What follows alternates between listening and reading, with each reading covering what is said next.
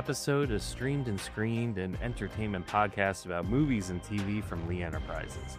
I'm Terry Lipshetz, managing editor of the National Newsroom at Lee, and co-host of the program, Bruce Miller, a longtime entertainment reporter.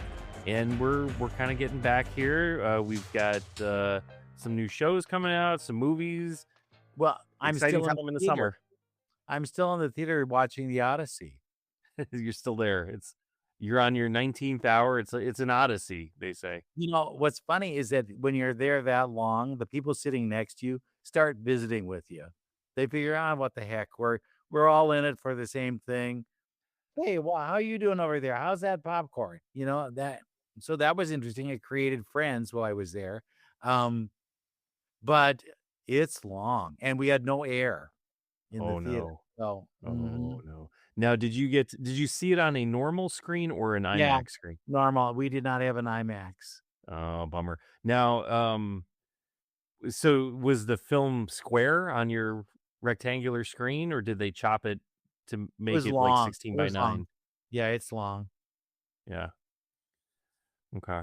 What was your overall thought of the movie? No, I made it through, although I did go to the bathroom once. That was a given. But I was surprised how it kept me interested. I was also shocked that all those big stars that are in it don't really have that much of a part. Right. If we're looking for a best supporting actor or supporting actress, I don't know who it is. They'll find somebody, because that's how it's like Alec Baldwin and Glenn Ross. What do you have, like 3 minutes of screen time in that movie? So you can nitpick, you can find somebody, but it feels like, if you remember, I mean, even going back years, like sometimes when you get these big movies and they have the big ensemble cast, it's just fun to drop somebody in there. It's like, I remember Saving Private Ryan, and there was a film that had just like, you get a tidbit of an actor who's like, oh, I know that person, and they show up and get shot, and it was it. Oscar. Right. Yeah. Yeah, Like Mike Myers showed up in Inglourious Bastards, the Tarantino movie. Yeah, it'll be interesting to see where that goes. It'll be strong all summer long, but because when I was on so many screens, I did not have a problem getting in. Right. It was good. And they had a Trojan horse for your popcorn bucket. Ooh, did you get it? No, I have too much crap as it is. I can't get that as well. So if it was a proper Trojan horse, though, would there be popcorn on the inside, and then you open up the bottom and M&Ms secretly pop out? It was just popcorn. Missed opportunity. They should have put me in charge of that one. You need to be advising them on those things because you have the expertise. Exactly. There's a secretive compartment. We got to get it in. And if we're going with classics, Hadestown is now coming to theaters. It's one of those live shots where they shoot the cast on stage, and if you're into that whole thing, you want to have a little more, mythological world in your life, go for that. Yeah, that's an interesting concept to me, filming the broadcast, the original cast, and I know they did it with Hamilton, and then they ended up airing it on Disney Plus. I guess to me it's kind of strange, because when I want to watch a Broadway show, I like to go to the theater.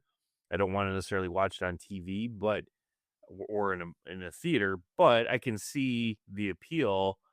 If you couldn't get to New York City to see the actors, this is your opportunity to see the original cast.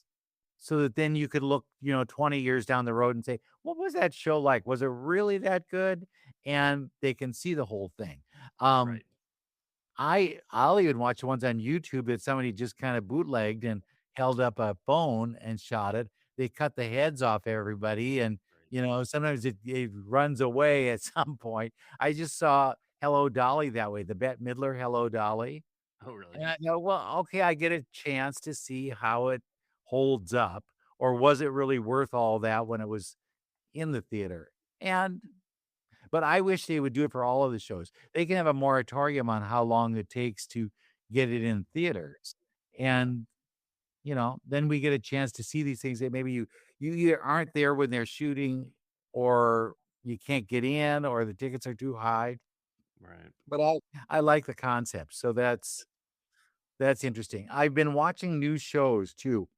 Yes. There's a thing called The Shards. Have you heard of The Shards? I don't think so. It's set in the 80s, and it Okay. has, a lot of kids of. So, Richard Gere's son, Cindy Crawford's daughter, all of them are playing people in the 80s, in a story written by Brad Easton Ellis. You remember him from American Psycho and Less Than Zero and all this? And it's supposed to show you what it was like back in the 80s. Now, I was back in the 80s, so I know what it was like, and I don't know that they actually capture all of the nuances of the decade as well as they could. But there's a serial killer, there's a lot of strange things going on, cults, you name it. Okay. And that Oh, was an this is yeah, this is that Ryan Murphy one, right? you know what Ryan Murphy does with all those things. Yeah, I I didn't recognize the name at first, but then when I looked it up quick, I realized that this was kind of on Yeah. my future watch list. Sure. Yeah, and I've watched and this is not a review, so don't think I'm reviewing it, but I've watched about 5 episodes of the thing. Okay. And all I find myself doing is looking to see, are the clothes right? Are what are the brands like they've got that are being bandied about? And, is Mm, it what I remember it to be? I don't know. But so yeah. that's new and that's coming. Um, but just been a whirlwind. I also talked to the people behind The Devil Wears Prada, Okay. and there is going to be a Devil Wears Prada 3. But it's not gonna take 20 years to get it out on the in the thing. They're talking about it now, so I think it would be within the next 5 years, we'll see something. Okay. Interesting. With the regular cast, or are they shifting it Yeah, oh, somewhere? yeah, yeah, it has to be all in or none. Okay. And they were real worried that they wouldn't get everybody, and then they remember back when the first one was filmed, and Meryl Streep was very nice to everybody when they did the table read, when they looked at the script, and she turned to Anne Hathaway and she said, "You're a great actress. I love what you do, but I'm not gonna be nice to you now for the next few weeks." So she wanted to just get in character, and then Right. she was cold like Miranda was. Okay. And then when they did the second one, the sequel, she said, "That's gone. That we're not doing that. That's not it." And she laughed with them every day, and they all were sitting together and having fun. But yeah, it hit streaming this week. So, if you haven't seen it yet, do see it. I think it still holds up even, 6 months later. Interesting. I, um, I think it could be a best screenplay nominee Hmm. Fascinating. because We'll we see. don't We're see those kind of rom-commy pictures get in yeah. there, and I think it could have a shot. Interesting. Well, and there's enough popularity to that Yeah, now the franchise. I think sometimes you get that momentum behind you also. Right. Right. but so there's one. But yeah, they're talking about it, and they said they were all excited about how it turned out, and, you know it was a whim Yeah. that reality reached what they were looking for a storyline, with media kind of collapsing and Mhm. fashion collapsing and all of this kind of imploding on them, and then they had a good way of taking it somewhere. So, Okay. Interesting. Yeah. yeah, and then I got to talk to Stephen Root. Oh, Um, yeah. Stephen Root, you've seen him he was Milton, I believe, in Office Yes. Space?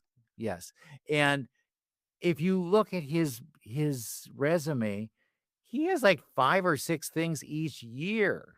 Yeah. Each year. This guy works, and he said, "I realized that when I was watching," and you'll hear this because I do have the interview, but when he was watching old movies, he wouldn't necessarily watch them for Jimmy Stewart. He'd watch them for the character actors in the background because he said those people really draw your attention, and that's why he likes being a character actor because, you know, you get that repeat viewing because people wanna see that goofy character you can play. He talks about working with the Coen brothers too, and he's a real I said, "You're almost like John Ratzenberger from, all the Pixar films," where they've got to have you in their film or else it's not a real deal. And he said he was just lucky. And he had done something at the interview. And what he did, he crossed his eyes. He took his glasses off and put the one eye like that. And there you go. They said, oh, that was a choice. You know, they hired him and here he is. So if you like, here's an interview with Stephen Root, who's nominated for an Emmy for Widow's Bay for a guest, I think it's a guest actor in the comedy division, which I don't think Widow's Bay is that at all. I don't think it's a comedy. So here's Stephen Root. But I was sure that the show would be recognized because in all aspects of it, it's just been astonishing. The writing, the casting of everybody on this show, and the fact that everybody wanted to do it, and it was wonderful. And there are other seasons, right? It's not just a one and done. Yes, sir. We have been officially picked up. We're hoping to work maybe a little earlier than we did last year, so we can get it out there. But we're on the road to 2. Okay, so how do you get everything done? Because in a year's time, you have more damn work than anybody. I swear you're always busy. You know what? I kind of maybe did a little too much last year, so I'm taking a little break this year and doing more publicity and press than anything else. But it's a joy to be able to do well-written stuff, and that's really what I do these days. If I consider doing something, it has to be really well written, and I think every episode of Widows certainly was. Sure. Okay. Well, so then going back to King of the Hill. Yes. How tough was that to get back into that groove? Was it very easy to find the voice even, or? Not even a thought, because Bill always has lived with me. He lived with me for 13 years, doing it every week. And even though we took this little 10-year hiatus, he has always been there. He'll always be there. And I think you'll find with a lot of character actors, they have some guys in their pocket that they can always bring out. Did you listen to old episodes then to find the voice, or how did you how do you get there? Is it? It's not different really than doing any character actor that you're doing live on camera, because the action doesn't stop at my neck. My whole body becomes Bill, as even though you don't see it, you hear the voice. It's pretty much the same, because you have to become that character, not just the voice of that character. How different though is it now that you're not on a network? You're on a streaming service, because I know there's some swearing in there, and there are other. Do you feel that difference or not? I do feel the difference, and what's good about it is that you can be a little freer in how people really act and how different the world is 10 years after we stopped doing the classic show. I mean, I could never have thought about Peggy screaming at Hank on a golf course. But in the case of these characters who are evolving and have grown older and wiser, I think that's perfectly in tune with it. Well, I found that I was relating to them more. Does that say something about me? Yes. I thought somebody is parking out in front of my house. What is this? Why are they doing that? Those kinds of things. And I thought, why is Khan trying to steal my home? And he's not. He's actually helping him to become a better human. And I had somebody call and try and scam me on the phone too. So I said, this is my life. I have now become King of the Hill. You know what I mean? It's bizarre. Well, then, so I did one of those. Yeah, I certainly suckered into one of those scams and was going down to buy gift cards for, some ridiculous scam. And I called my businessman and said, this isn't right, is it? And he said, no, what are you doing? Are you insane? But that's what happens in the real world right now. There's a lot of it going on, and King of the Hill is reflecting a lot more real life than it ever has. How are you together, all of you, or is it just you go in and you do your part and that's it? We so wish we were. The first first 5 or 6 seasons, we were all able to do it in a kind of a semicircle, like an old radio show. Right. And you could see Peggy there, and I could see Dale over there, and you could react because acting is reacting. You could, get a little more oomph out of the performance because of that. But now and after COVID, it's pretty much recording by yourself. But do I still have the sense memory of that, of us all being together? I do. And it's never going to go away. Do you call up the other people and say, now, how'd you do this? Or, I'd be curious because that's such a group. You know what I mean? It's just. Yeah. Well, we've never been out of touch. We always have been in touch. And they're all dear friends. And we do get to see each other every once in a while. But everybody has kind of physically moved out of Los Angeles. Some come to New York, some go somewhere else. So it doesn't matter. We still connect with each other. In fact, I'm seeing Pamela Adlon tomorrow. No, the next day, which is her birthday here in New York. So I got to see her. But we always try to stay in touch very closely because we love each other very much. Well, you do so many voices for so many shows.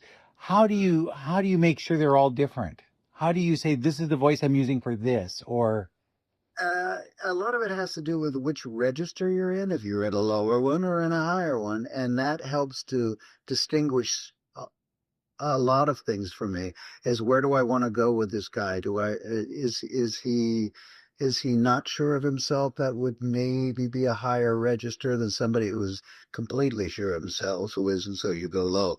But that helps me. But mostly my just character actor roots, as I said before, I mean, you become the character, and it's not just a voice happening. Was there a point in your career where you said, oh, I'm not getting work, but when I get older, I will really get a lot of work? Never did I think that. I thought it would gradually wind down into not much, and it's only since I've gotten into my 60s and 70s now, I've only gotten more work. So that was the exact opposite what I thought would happen. But I think it helps to become a more mature human being, and you can do more with your art by having more life experience. Sure. That's what's happening. Well, the character roles are always the best ones. I think so. Always. I never want it to be anything else but that, because you can come in and not steal the show, but you can make it better, and that's what I think all the character actors in the 30s, 40s, 50s did with all these great movies. Because when you watch them again, you're watching the character actors that you love. Right, right. And you come back for them, not necessarily Jimmy Stewart or whatever, How did you get to be such a favorite of the Coen brothers? Was there something that they saw that they said, oh, we've got to have this guy, he's got to be our John Ratzenberger, and we've got to have him in everything? I think I was lucky. I think I scared them. The first real audition I had with them was for Oh Brother, and I knew this.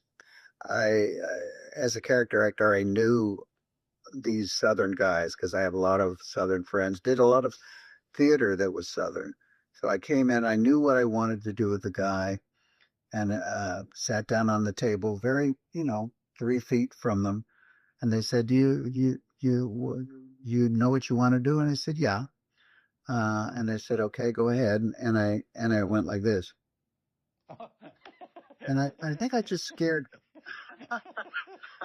I think I just scared them into giving me that role, and they liked what I did.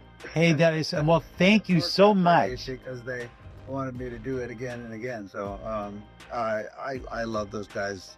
It's been an honor to work in as many films with them as I did. Keep it going. We've got more to do, but we've got more King of the Hill we want and Widow's Vase. So don't let me go. And I'll be cheering for you at the Emmys. So thanks so much. Bruce, so great. Thank you so much. I really appreciate that. All right, thank you for that interview. Stephen Root, one of his better roles in recent years was Fuchs or the Raven in Barry, if you remember. And that was one of the I don't know, almost few roles where he's a little bit less of a character actor, and he had an opportunity to be more of a starring role or Right. co-starring role. And he was tremendous in that. That was such a fun show. It kind of had an odd ending. That last season was weird, but he's a really good actor. And I mean, just like, you remember him of iconic roles like The Office, of course, but you go through the his just list, and it's a phone book. I It's mean, the massive. dude, yeah, I mean, you wonder with the residuals and stuff, like he probably has to have a great accountant just to keep track of everything, because the checks probably come flying in nonstop. Yeah, it's amazing. But hey, they like him. He gets work, and now he's part of that reboot team on King of the Hill. And those people were worried that they weren't coming back either. Um, they they still have the whole almost the whole cast, because there's some who have died since it ended. They had a they it was on Fox, and they just said it's over. And they thought, will it ever come back? And the producer said, yeah, we'll be back. We just have to wait for the right time. And then Disney bought Fox, and then they had Hulu, they needed content. And so the creators decided to take it another step and update it so that the people are older now, and it's more fitting, and it's more, you know, but the bad thing is of course, they can't all sit together like they used to and do it like a radio show. They're all Yeah, just so that's how Stephen Root can do all these things. He's the voice of a lot of characters. And then right. he sits at home. You could do it on a cell phone, and you could do all of his part there, but Yeah. not knowing how other people are going to react to you. That would be an interesting concept. And I got to talk to the other actors that are involved with this, and they say they're so glad it's back. They've already filmed 2 seasons, Oh, and I wow. think they're booked for a couple more. So that'll still be going on Hulu. You'll find King of the Hill on Hulu, and then Widows Bay on Apple TV. Interesting. I always, I don't know if I've ever mentioned this to you, but my father-in-law, who sadly passed away earlier this year, I always thought of him as a little bit of a Hank Hill, because he dealt in propane and propane products. No, Yeah, really? so for most of his career, he worked. I mean, he did a lot of different things over his life, like HVAC work, but for a very long time, he worked for a co-op in Door County, Wisconsin, and they did he was like largely in charge of propane and hookups and installation. And you get to a lot of these farming communities in rural areas, and the main fuel you use is liquid propane, because you can't tap into a main gas line Right. out in the country, right? So you need to have propane brought into you. So, yeah, I mean, it was nice when we lived up in that way. We lived when I got married to my wife. We were in the Green Bay area for quite a few years, so I would just send him empty canisters of propane for my gas grill, and they would come back, and I'd be paying cost. And like, now to get a propane tank filled is somewhere in the $20 range. It's gone up quite a bit. There were times I would give him like $3 in cash, and it would come back with a full tank of propane. Wow. Yeah, See, it yeah. pays to have friends in the right places. It does, yeah. So I always, anytime any reference to King of the Hill, I start thinking of my father-in-law there. So he was a good person, and sadly, we lost him I earlier hope this you year. got his jacket and his hat. Those are the And two. it was proudly on display, along with he had I don't know what you would call it. It's almost like a Bible of sorts for handymen, right? Where you open up, it's like a little black book, and you open it up, and it has how to fix like anything you could think of mechanical, from a washer to a dryer to a furnace, and that and his hat, and a few other things were on display when we had a celebration of life Oh, a that couple book is months a ago. YouTube, Yeah. you Well, know? that's it. I mean, nowadays you just Google it, right? You you just watch a YouTube video and you kind of figure it out. But for him, you had that little black book. Golden. It was golden. Well, That's yeah. right. But I like it now that it's upgraded because I relate so much to the characters. I Yeah. am Hank Hill now myself. You are Hank Hill, yeah. And I mean, with this show, I'll have to check it out. King of the Hill, I watched it pretty much from its inception. I don't know when I stopped. I mean, the problem with some of these animated series is they just hit a point where you're redoing the same things over and over and over again. It's like The Simpsons lost me somewhere around season 30 just because, like, it's so formulaic now. You've got your Treehouse of Horrors, you have the Christmas episode, you have some episode where, some episode like Homer met Marge where, at one point it was Woodstock, and then at some other point it was, like Y2K. I don't know. It's just they age them up, but they never age. How difficult that must be for them to come up with ideas. No, we did that in 92. That one we've Right. done. So, and somebody has to keep track of it. You would think, yeah, I know. But I worked with somebody for whose brother has been working. He's an Emmy winner for The Simpsons. Been on the series for many, many years, and made a career out of it. But it's one of those things where it just like King of the Hill and Family Guy and The Simpsons. South Park. These are all shows that I loved watching when they came out, and for many, many years. But it just hits a point where it's like, kind of. I'm good. I've been to table reads for King of the Hill and for Simpsons. Okay.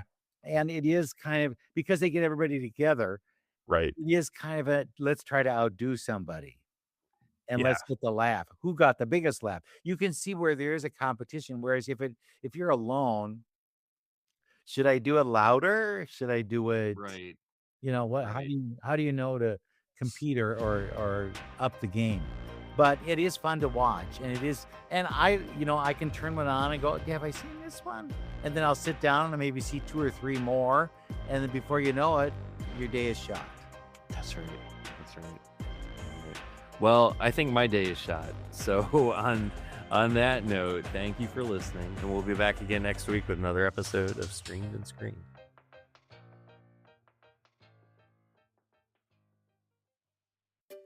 Finding great candidates to hire can be like, well, trying to find a needle in a haystack. Sure, you can post your job to some job board, but then all you can do is hope the right person comes along.